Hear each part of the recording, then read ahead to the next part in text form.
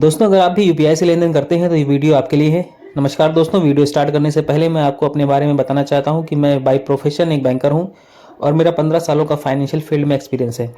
मेरे बहुत से दोस्त मुझसे यूपीआई ट्रांजेक्शन को लेकर सवाल पूछते रहते हैं, तो आज मैंने सोचा कि इस पे एक कंप्लीट वीडियो बनाया जाए ताकि लोगों को इसके बारे में जागरूक किया जाए। दोस्तों, वीडियो के फर्स्ट पार्ट में मैं ये बताऊंगा कि अगर आपके अकाउंट में फ्रीज या होल्ड लग गया है तो उसे कैसे हटवाएं। क्योंकि दोस्तों, आजकल बैंक अगर आपने यूपीआई से अधिक लेन देन कर दिया है अपने अकाउंट में तो अकाउंट में आपके फ्रीज लगा देते हैं और आप अपने अकाउंट से लेन देन नहीं कर पा रहे हैं।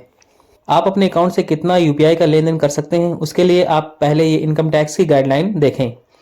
इसमें बताया गया है कि सेक्शन 10AA, 801A और 80RRB के अंतर्गत यदि कोई इंडिविजुअल या बिजनेसमैन या साल भर में जो भी ऑनलाइन लेन देन करते हैं उसका 6% यानी 6% आपके लिए इनकम माना जाएगा और आपको अपनी टैक्स स्लैब के हिसाब से उस इनकम पे इनकम टैक्स पे करना पड़ेगा।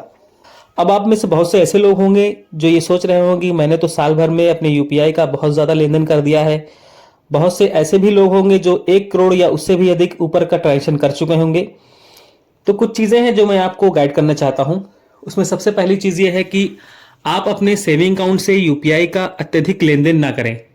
अत्यधिक लेन देन करने से मतलब यह है कि आप अपने सेविंग अकाउंट से अपने केवल पर्सनल यूजेस का ही लेन देन करें।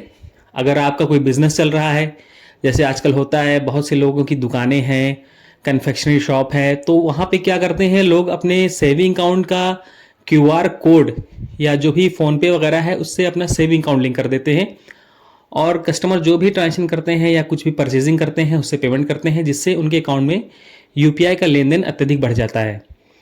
दोस्तों, अगर आपके पास कोई भी बिजनेस है, आप कोई भी इस तरह का व्यापार कर रहे हैं तो आप करंट अकाउंट से ही ट्रांजेक्शन करें, क्योंकि सेविंग अकाउंट से आप जो भी ट्रांजेक्शन करेंगे वो आपकी इनकम में काउंट होगा और आपको उस पर आपके इनकम टैक्स के हिसाब से आपको उस पर इनकम टैक्स पे करना पड़ सकता है।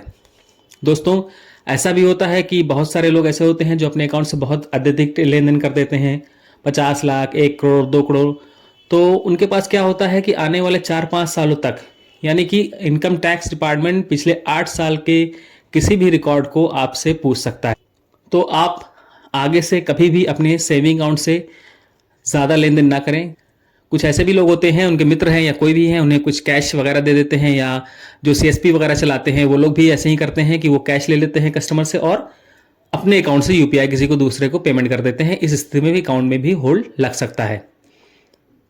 दोस्तों, अब दूसरे पार्ट में वीडियो के मैं ये बताना चाहता हूं कि यदि आपके अकाउंट पे कोई होल्ड लग गया है तो उसको कैसे हटाया जाए। यदि आपके अकाउंट पे कोई होल्ड लग गया है, आपको कोई इस तरह का मैसेज दिखाई देता है कि आपके अकाउंट पे फ्रीज लग गया है, आगे आप ट्रांजेक्शन ना करें, और इस स्थिति में आपको आपके बैंक पे कांटेक्ट करना पड़ता है। बैंक के कांटेक्ट करने के बाद आपको वहाँ पे एक एप्लीकेशन देना पड़ेगा जिसमें ये बताना होगा कि आपने जो भी ट्रांजेक्शन इस अकाउंट से संबंधित जो भी ट्रांजेक्शन किए हैं उस ट्रांजेक्शन में कौन से ट्रांजेक्शन बिजनेस पर्पज से हैं और कौन से आपके पर्सनल ट्रांजेक्शन हैं। आपको अपने अकाउंट में किए हुए सारे ट्रांजेक्शन का एक मोटा मोटा ब्यौरा देना पड़ेगा।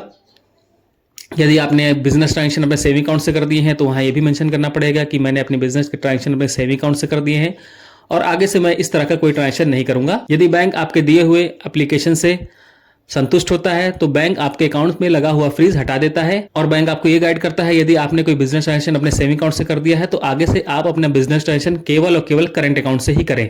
कभी कभी ऐसा भी होता है कि आप अपना जो आपने ट्रांजेक्शन किए हैं अकाउंट में उसका सही ब्यौरा बैंक को नहीं देते हैं, तो बैंक इस स्थिति में आपके अकाउंट से फ्रीज नहीं हटाता है और आपके अकाउंट को फ्रीज ही रहने देता है। दोस्तों, आप आगे से यूपीआई अच्छी चीज़ है। यूपीआई से आपके काफ़ी सारे परेशानियां दूर हो जाती हैं। अगर आपके पास कैश नहीं है तो आप यूपीआई का लेन देन कर देते हैं, बट एक नॉर्मल आदमी यूपीआई से ट्रांजेक्शन दिन भर में ज़्यादा से ज़्यादा 4 या 5 ट्रांजेक्शन ही करेगा। वो भी मैंने ऐसी स्थिति में बताया कि अगर आप बाहर निकलते हैं तो, अन्यथा सेविंग अकाउंट से इतना ट्रांजेक्शन नहीं होता। दोस्तों, अगर आपको इनकम टैक्स के सवाल जवाब से बचना है या भविष्य में भी आपके पास कोई इनकम टैक्स का नोटिस ना आए आपके अकाउंट्स के लेन देन को देखकर, तो आपको ये इंश्योर करना होगा कि आप अपने अकाउंट से केवल वही ट्रांजेक्शन करें जो ज़रूरी हैं और आपके केवल पर्सनल है। धन्यवाद दोस्तों, उम्मीद करता हूँ ये वीडियो आपको पसंद आया होगा। इसी तरह की नॉलेजेबल वीडियो पाने के लिए या बैंकिंग से संबंधित या स्टॉक मार्केट संबंधित और भी जानकारियाँ पाने के लिए हमारे चैनल को लाइक एंड सब्सक्राइब ज़रूर करें।